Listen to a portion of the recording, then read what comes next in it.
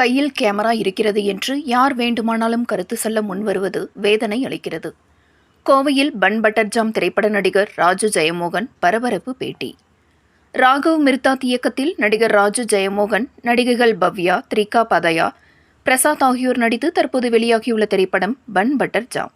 இத்திரைப்படம் தமிழகம் முழுவதும் பல்வேறு திரையரங்குகளில் வெளியாகி ஓடிக்கொண்டிருக்கிறது. இந்நிலையில் கோவை விமான நிலையம் அருகே உள்ள பிராட்வே சினிமா திரையரங்கில் திரைப்பட குழுவினரான இயக்குனர் ராகவ் மிர்தாத், நடிகர் ராஜு ஜெயமோகன், மைக்கேல் ஆகியோர் ரசிகர்களை சந்தித்து திரைப்படம் குறித்து கேட்டறிந்தனர். தொடர்ந்து இத்திரைப்படம் குறித்து செய்தியாளர்களிடம் பேசிய நடிகர் ராஜு ஜெயமோகன் கூறியதாவது: பன் பட்டர் ஜாம் திரைப்படத்திற்கு ரசிகர்கள் கொடுத்த ஆதரவிற்கு நன்றி எனவும், இந்த திரைப்படம் ஆண்களுக்கு மிகவும் பிடிக்கும் என்று எதிர்பார்த்த நிலையில் பெண்கள் அதிகமானோருக்கு பிடித்துள்ளது. குடும்பமாக பலரும் வந்து திரைப்படத்தை கண்டு செல்கிறார்கள் என கூறினார்.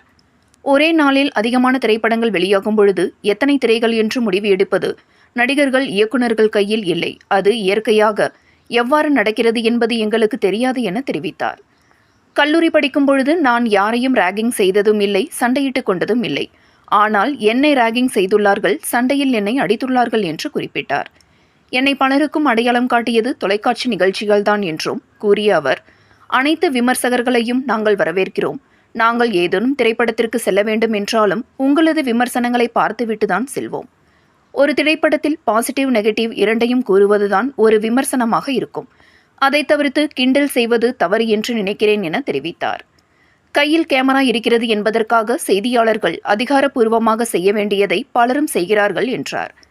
தொடர்ந்து 3 படங்கள் நடிக்க உள்ளதாக கூறியவர், நடிகர் ரஜினிகாந்த் நடித்த பாட்ஷா திரைப்படம் மீண்டும் ரிலீஸ் தற்போது செய்யப்பட்டுள்ளதை பார்க்கும் பொழுது சற்று பயமாக இருந்தது. ஆனால் நம்முடைய படம் ஓடும் பொழுது அருகில் தலைவர் படமும் ஓடுகிறது என்பது ஒரு பெருமையாக உள்ளது என தெரிவித்தார் என்பது குறிப்பிடத்தக்கது.